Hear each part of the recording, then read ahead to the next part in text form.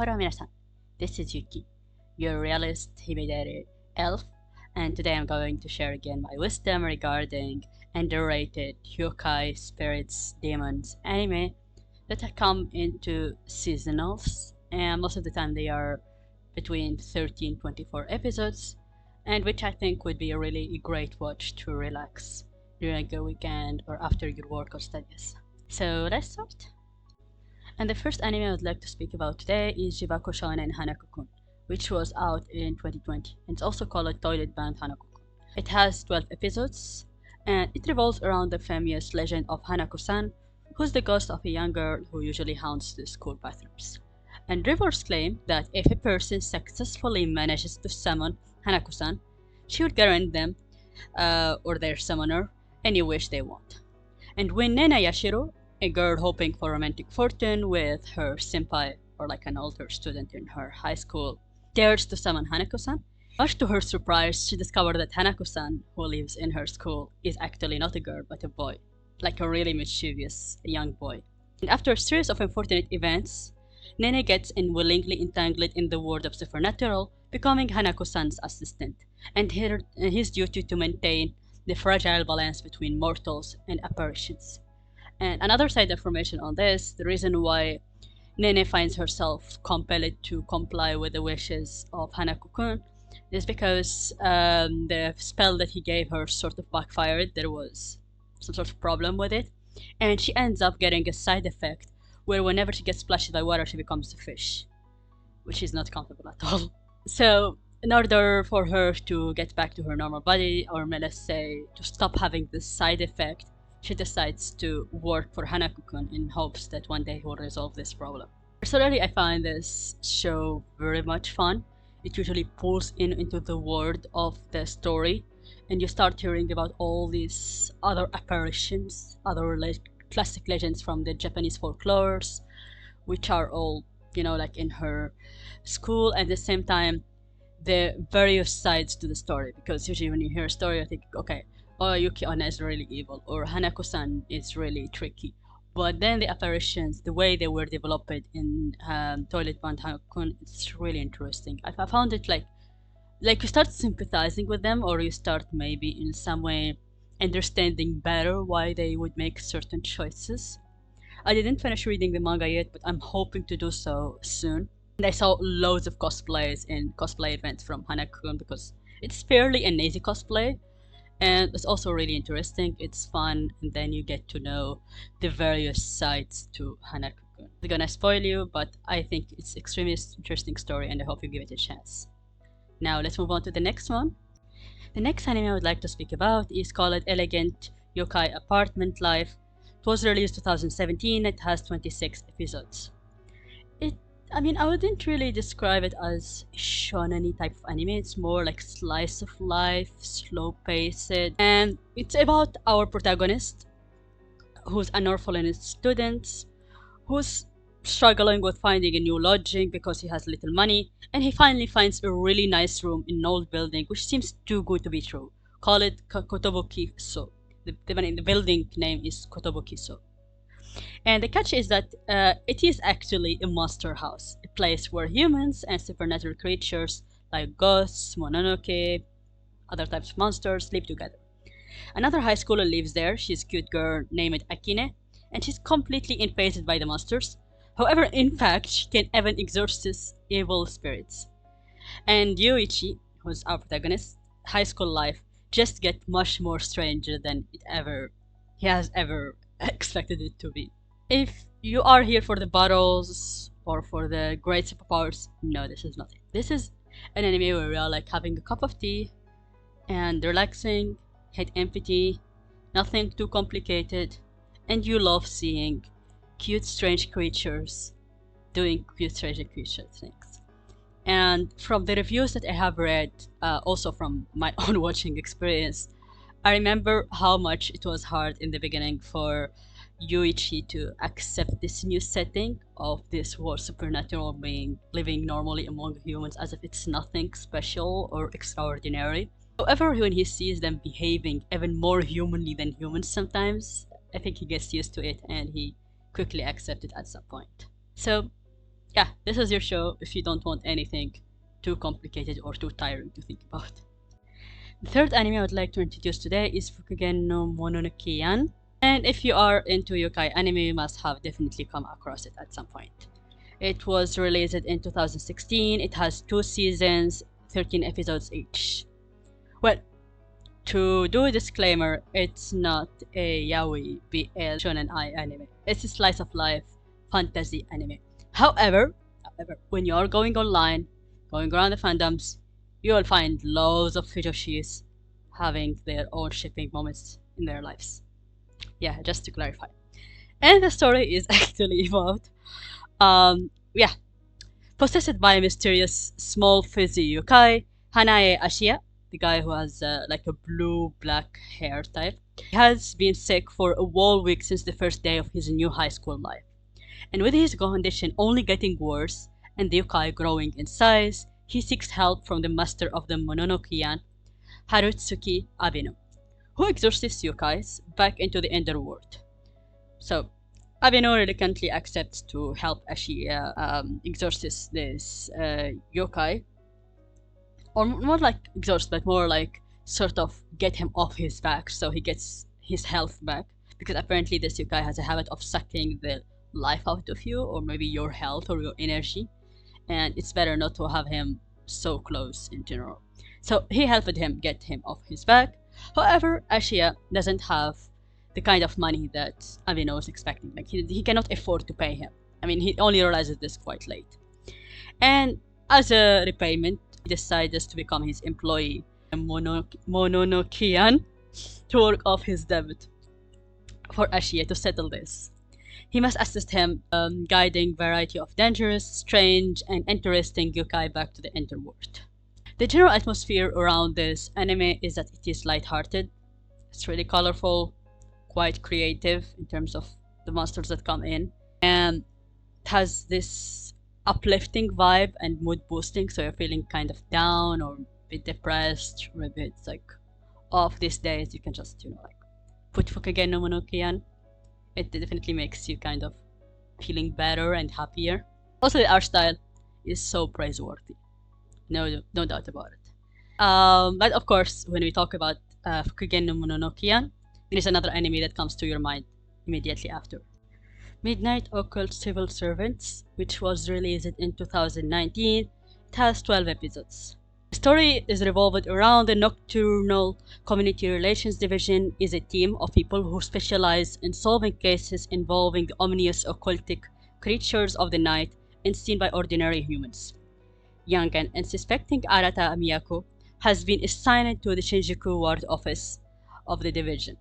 On his first night, Arata finds himself on a mission where he discovers, to his surprise, that not only does every supernatural creature he once thought to be fictional actually exist, but also that he is the only human who can understand their non-human speech. And mistaken by many occult creatures as Abe no Seimei, and quickly becoming notorious for his special ability during his work, Arata becomes curious of his origins, like how he is related to this person called Abe no Seimei. Why are the occultic non-human creature afraid of him? There must be some sort of connection, so he's most likely his ancestor, but to what extent is he linked to him? However, Arata will quickly find that dealing with supernatural creatures is not as simple as he thought.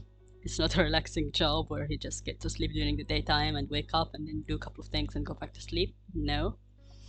And also, as dangers began to play a fundamental role in his everyday finding, also his ability to present unexpected issues. So at first you think, like, if he can understand the language of this creature, it would be much easier to solve these cases, because he will hear their voices, will know who did what, who didn't do what, and then he can gain information that normal exorcists, they wouldn't really have access to it in normal cases. However, because now he understands these creatures and he hears their voices, he also hears their emotions, he also hears their side of the story. He also hears that when they are being, let's say, judged and they are being put in the wrong place. And so that creates more dilemmas, and they put him in situations where even his fellow exorcists friends or let's say co-workers, they start suspecting him, like, are you siding with this evil creature? Are you actually against humanity? So this is the kind of dilemma it brought with it. Also, the another point that I really loved about this anime is that they brought in different types of mythologies, mythology creatures. For example, they had in African mythology called Boltungin Iwerheina. Probably I'm not pronouncing it right, but this is how it is written. Angels from European Christian legends, Tengu from Japanese legends, Pandora from Greek mythology, Voros, the beer god from Ukrainian mythology, and Japanese Shinto god of silk, Ushira. So you will have different encounters with these different creatures, and it's good to see this kind of diversity because usually they just focus on Japanese or Western side. I mean, the information I'm bringing to you is a mixture from what I read, what I myself felt about it, but also again what I read on the reviews in Mal, like my anime list, and also fandom wikis and other critics, writers who write long articles about their opinions about this anime. Each one of the animes I'm presenting to you, it has its own good and let's say like its strong and its weak points. And you might appreciate some of them, you might feel like you resonate and you feel more comfortable watching some shows, while you might not really like some of them. Sometimes you are like, oh, this animation doesn't work for me. Or sometimes you're like, ah, nah, the voice acting is not hitting the point. So it's fully okay not to like one of these shows. Like, I fully understand there are different opinions about them, and that you might be a bit more picky about certain aspects of what you want to enjoy or not.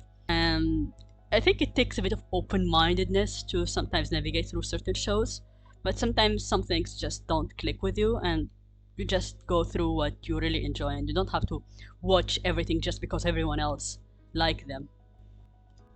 The next one on my list today is called Dr. Ramune Mysterious Disease Specialist. It was released in 2021, it has 12 episodes. As long as people have hearts, there will be those with worries and concerns. And those hearts are then invaded by something strange, causing them to show strange physical symptoms. And this ailment, called mysterious diseases, exist and seen to most people, and modern medicine often offers no cure. There is one doctor who fights these diseases. At first glance, Ramune may not seem like a professional doctor. He is rude and often acts half-heartedly. However, he is able to diagnose and treat all sorts of strange, mysterious diseases that come his way. From a young student whose fingers have turned into chili peppers, to a child whose tears are made of mayonnaise.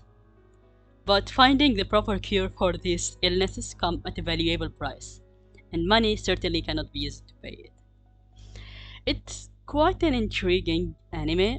It's a bit unusual for I would call mystery fantasy anime, because you might be thinking like, this must be one of the shows that don't make absolutely no sense. However, that's not the case.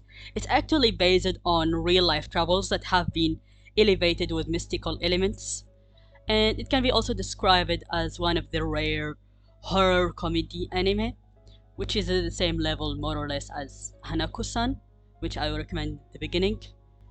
I didn't say this earlier because, again, I'm trying to do a spoiler-free channel, but sometimes you cannot avoid saying certain things in order to convince people to watch it.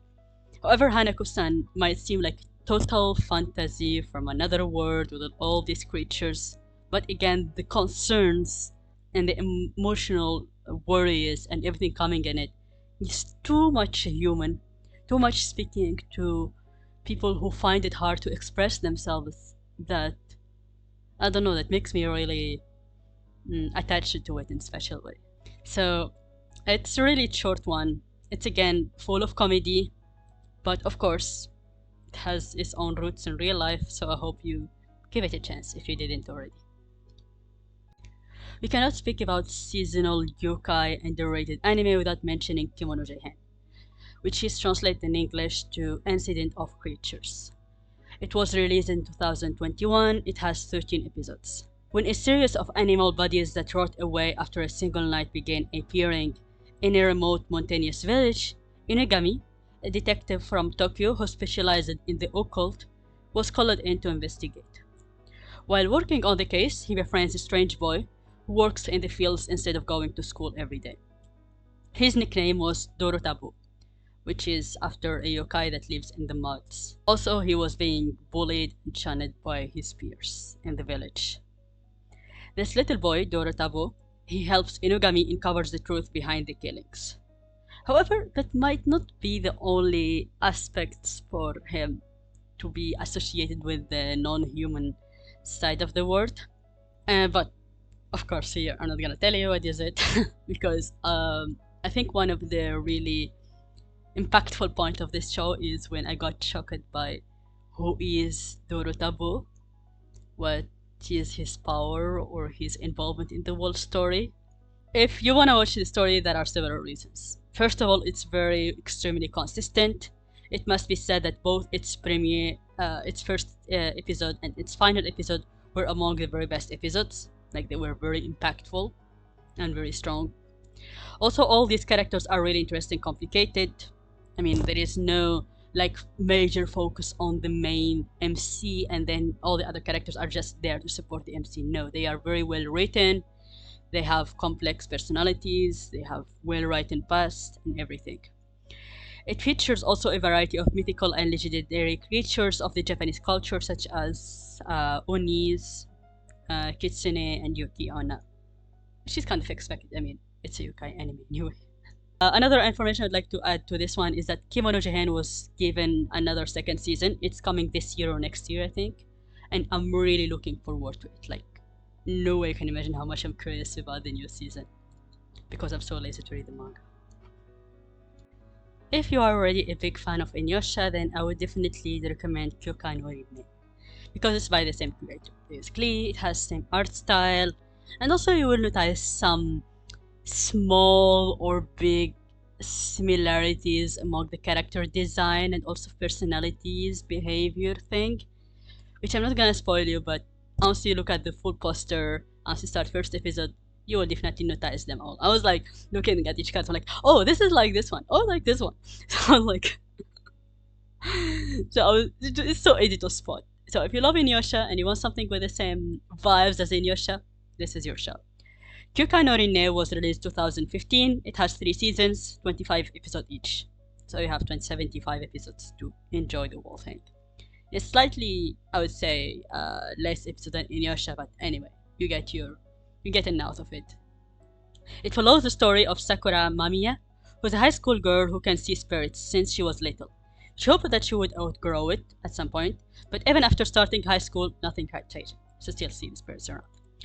And her classmate Rinne Rokudo is a high schooler boy of both human and Shinigami heritage. Rinne works as a Shinigami to guide souls with regrets in the living world to the wheel of reincarnations to be reborn. And because of his responsibility, he often finds himself short on money and struggles to buy his necessities, food, clothes, and exorcism tools. So, what I found like a really important comedy point in this show is how frugal and how much broke Rinne is. Like, you would think like a Shinigami person who controls life and death, he should have his way around, he should be making money as some side jobs or whatever, or stealing or manipulating people, but no. He's maybe one of the most cheap, frugal characters I saw in the anime world ever. Well, of course, almost on the same level as Yato, but maybe he's slightly more desperate than Yato. Because Yato, he never had really to spend that much money, but this one he's forced to spend that much money. I mean, we are talking about living wage, but he's not getting there. So Sakura soon joins Rinne in his duties, and from there on, the two meet many eccentric ghosts and characters, which complicated their lives. So I hope you enjoy the show, I hope you give it a chance, and it's comedy, slice of life, fantasy. It's pretty much relaxed. You are not looking for logic here, you are not looking for trauma, no dramatic chapters. Even this, I remember that even the sad stories were sort of funny a bit, because you think about them, like, is this really worth such a dramatic setting? And then you find Rinne scarping some like 5 yen piece falling under the tree or something. Well, Inuyasha minus the Kikyo part of it. So yeah, I picked this particular caption because it's just so hilarious, and also basically portray my inner mood each time I'm doing in-person work. So anyway, so this is Hozuki. It's from Hozuki no Reitetsu anime. It has 2 seasons, each one 13 episodes. And it's kind of like funny, in some form educational, if you want to think about it that way, because you learn a lot about how you might imagine hell would be like, manage it like. So according to this show, Hozuki no Reitetsu, hell is a bureaucracy, it's a business, running smoother than ever thanks to the demonic efficiency of Hozuki, who is the chief deputy to Lord Emma, the king of hell. Whether offering counsels to the Momotaro of Japanese folklore or receiving diplomatic missions from the Judeo-Christian hell, the demon who runs the show from behind the king's imposing shadow is ready to beat down any challenge coming his way into bloody pulp. Armed with micromanagement and negotiation skills worthy of Wall Street, Hozuki no Reitetsu follows the sadistic and level-headed Hozuki as he spends his day troubleshooting hell, with an abundance of familiar faces from popular Japanese legends and East Asian mythologies working with middle management positions. This referential and anachronistic dark comedy brings new meanings to the phrase employer liability. So, just how hard could it be to manage employees from hell anyway? This is the review I got, the summary I got from Mal. But again, I think it's a very funny show. It's almost like you're watching a corporate management show, except that all the creatures here are mysticals, and it's all happening in hell. And it really makes you think, like, what if things are going out that way actually? What if I have to deal with Hozuki? The last anime I would like to introduce today is Donten ni warau, which means in English I think Laughing in the Clouds. It was released in 2014. It has 12 episodes. And the story is about 3 brothers, Tenka, Soramaru, and Shutaro, who are from the Kumo family of Cloud Shrine, and who live in a place that is always cloudy because of the curse of a great demon snake that is reborn every 300 years. And they were assigned to transport the criminals to their new home. The main story revolves around the search for the mysterious vessel of Orochi in the lands around the Lake Biwa, which might cause unimaginable distractions, and various fractions seek this vessel either to destroy it, protect it, or use it to their own gain. You would see the relationship of these brothers get stronger over time, and at the same time they're having this emotional conflict about, like being equal and being of help to each other, and also facing this really strong demon, the Orochi. And also I remember the opening was really funny. Well, most of the openings in this shows I recommend are actually really funny and really uplifting. But I hope that you enjoy them. And thank you. Bye bye.